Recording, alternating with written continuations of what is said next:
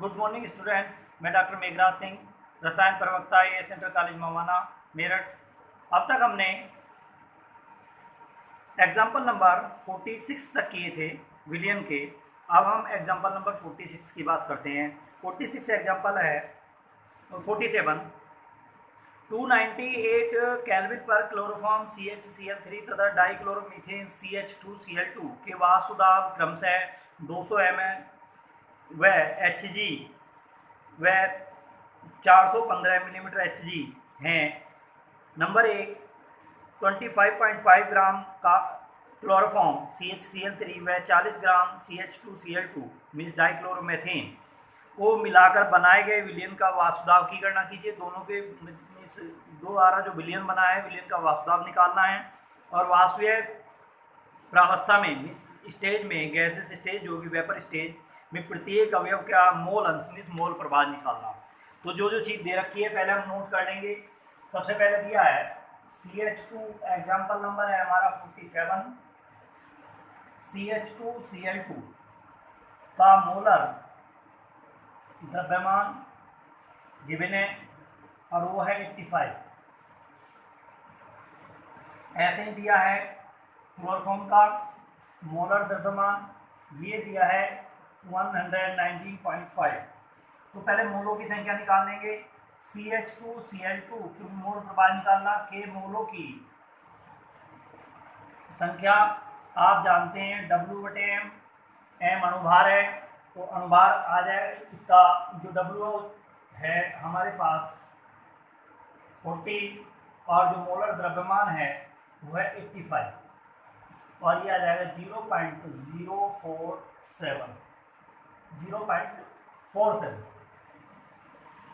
ऐसे ही क्लोरोफॉर्म का निकाल लेंगे। CH3 के मोलों की संख्या, ये भी W/M होगी और इसके लिए W दिया है 25.5 और जो M है वो आपने निकाला 119.5 और ये आ गया 0.213। कुल मोलों की संख्या निकाल लेंगे या मोल प्रभाव निकाल देते हैं सीधा सीधा। जाई CH2Cl2 का पूछा है मिस मोल फ्रैक्शन, ये हो जाएगा CH2Cl2 जिसका निकालना होता है उसके मोलों की संख्या बटे विलयन में कुल मोलों की संख्या।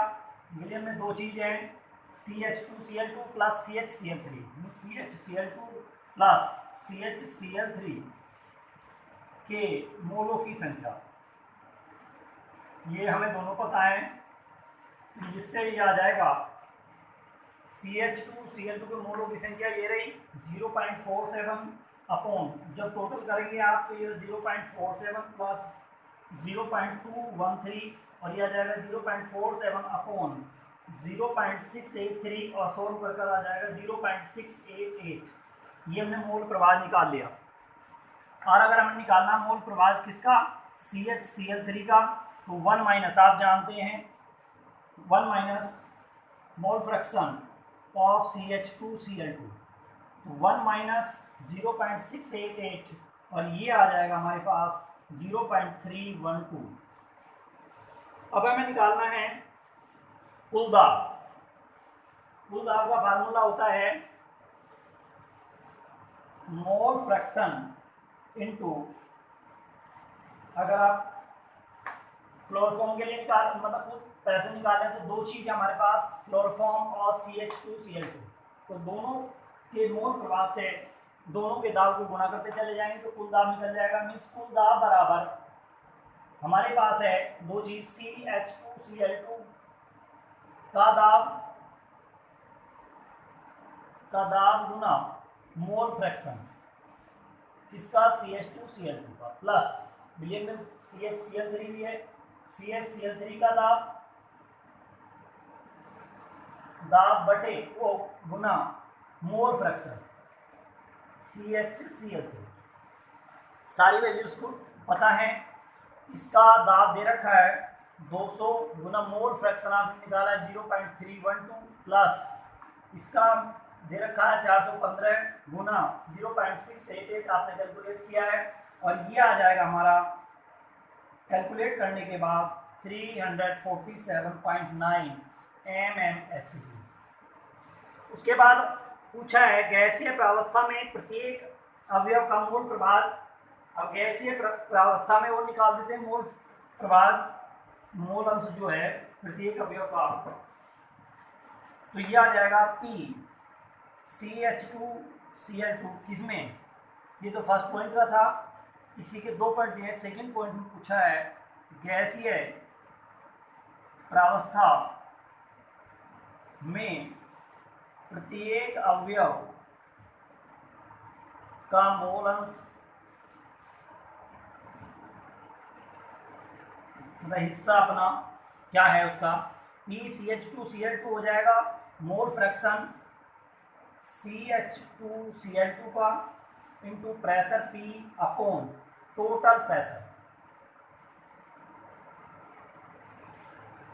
और ये हो जाएगा इसका मोल प्रभाव 0.88 इंटू 415 दे रखा है, और जो टोटल प्रेशर है वो है 347.9, और सोल्व करके आ जाएगा ये 0.082 mmHg मिलीमीटर मरकरी। P इसके लिए CH के लिए बिल्कुल सेम, तो ये हो जाएगा जाई CH mole fraction into P upon total pressure.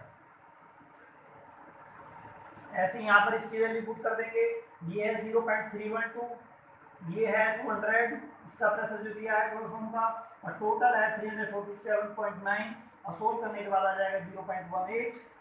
तो क्लोरोफॉर्म की तुलना में CH2Cl2 अधिक वाष्पशील घटक है, क्योंकि उसका जो प्रेशर है वो ज़्यादा है। अब उसके बाद बात करते हैं एग्जाम्पल नंबर 48 की। ये था हमारा एग्जाम्पल नंबर 47।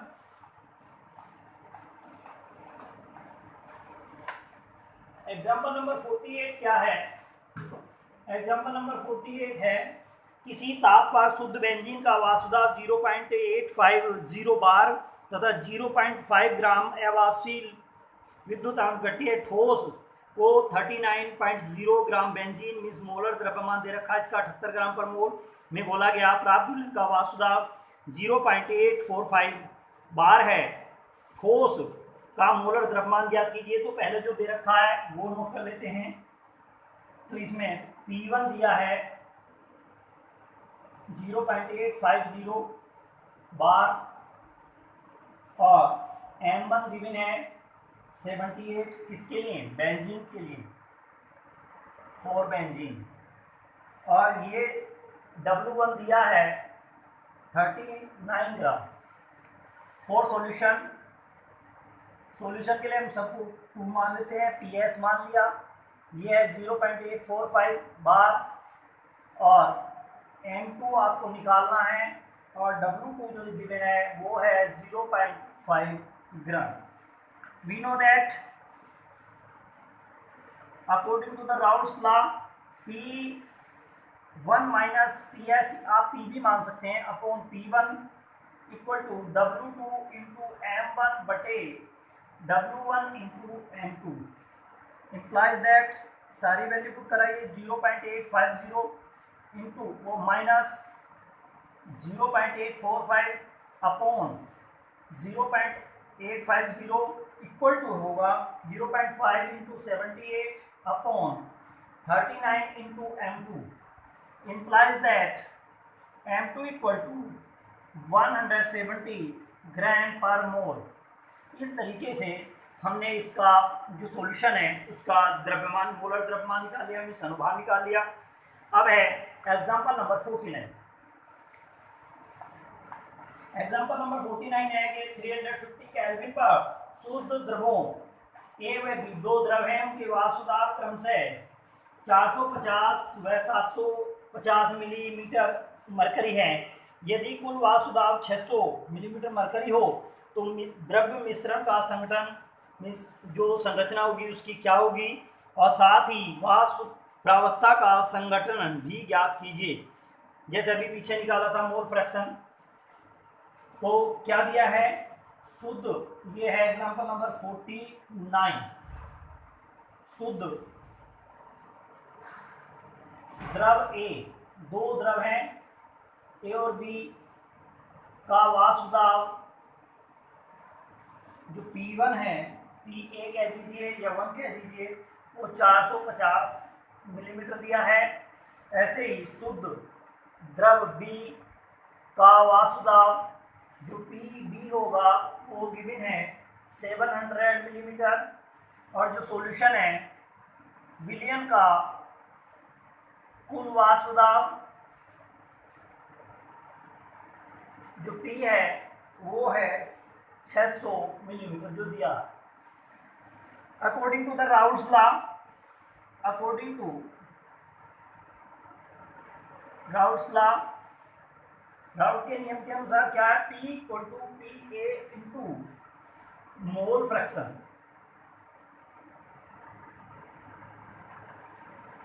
प्लस PB, अभी किया था हमने टोटल प्रेशर जो दाब गुना मोल प्रभाव into mole fraction of A कह दीजिए इसे, मोल फ्रैक्शन ऑफ B कह दीजिए इसे। दोनों के मोल CH2Cl2 और क्लोरोफॉर्म वाले को उसमें किया था हमने इस तरह। तो टोटल दाब दे रखा है 600 इक्वल टू 450 इंटू जाई A प्लस 700 और 1 माइनस जाई A, क्योंकि जो भी आएगा टोटल जो होता है मोल फ्रैक्शन 1 होता है। तो इम्प्लाइज दैट जाई A बराबर 0.40 सोल्व करने के बाद ये आ जाएगा। अब हमें निकालना है A का मोल अंश, फिर B का, A का मोल अंश या मोल प्रभाव अंश बराबर 0.40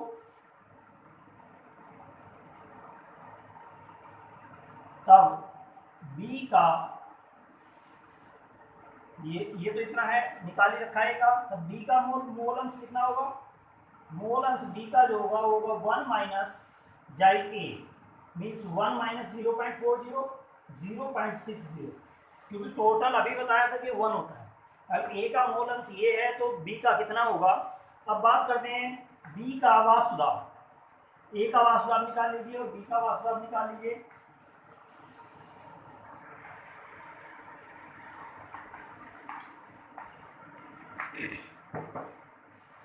वाष्प प्रावस्था में क्या होगा, वेपर स्टेज में A का वाष्पदाब बराबर PA into mole fraction of A या जाई A कह दीजिए, ये हो जाएगा 450 इंटू 0.40 और ये आ गया 180 मिलीमीटर। ऐसे ही बिल्कुल B का हो जाएगा, B का वाष्पदाब बराबर PB इंटू जाई B, PB जो गिवन है वो है 700 और जाई B आपने कैलकुलेट करा 0.60 और ये आ गया 420 मिलीमीटर। अब बात करते हैं वाष्प प्रावस्था में A का मोल अंश।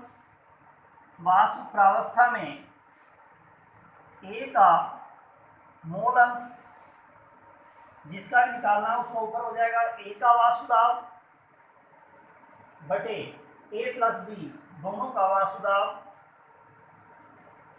का वाष्पदाब, और ये अभी आपने कैलकुलेट किया है A का वाष्पदाब जो है हमारा वो 180 आया है अपॉन 180 प्लस B का वाष्पदाब 420 है और ये कैलकुलेट करने के बाद आ जाएगा 0.30। ऐसे ही B का निकाल लेंगे। वाष्प प्रावस्था में B का मोल अंश आप जानते ही 1 माइनस A का मोल अंश, और A का मोल अंश आपने निकाला ही है 1 माइनस 0.30 और ये आ जाएगा 0.70। इस तरीके से हमने एग्जाम्पल नंबर 49 को किया। अब हम बात करते हैं एग्जाम्पल नंबर 50 की। एग्जाम्पल नंबर 50 क्या है, 50 कहता है कि शुद्ध जल का वाष्पदाब 298 केल्विन पर 23.8 मिलीमीटर मरकरी है। 50 ग्राम यूरिया को 850 ग्राम जल में घोला गया। इस विलयन के लिए जल के लिए वाष्पदाब व आपेक्षिक अवनमन की परिकलन कीजिए। Example number 50।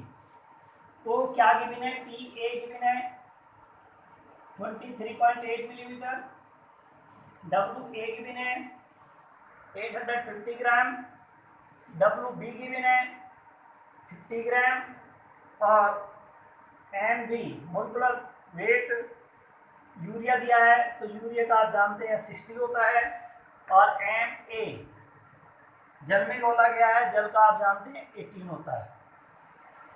According to the Raoult law, Raoult law क्या है? वो है P A minus P S upon P S equal to, ये होगा W B into M B into M A upon W A. सारी वैल्यूज हमें पता है, पुट करा दीजिए। 50 गुना 18 बटे 60 गुना 850, अब ये सोल्व कर आ जाएगा 0.0176, और ये हो जाएगा P A minus P S equal to 1। इस साइड को इसे दोनों से डिवाइड कर दिया तो पी एस बटे पी एस 1 हो जाएगा, माइनस 1 इक्वल टू 0.0176, ये वैल्यू आई।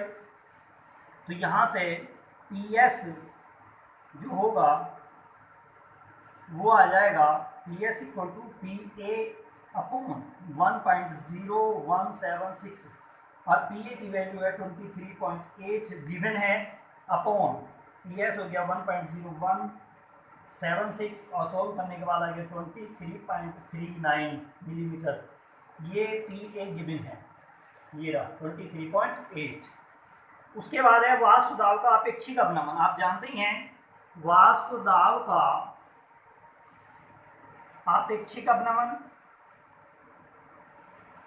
वो होगा P A minus P S upon P A.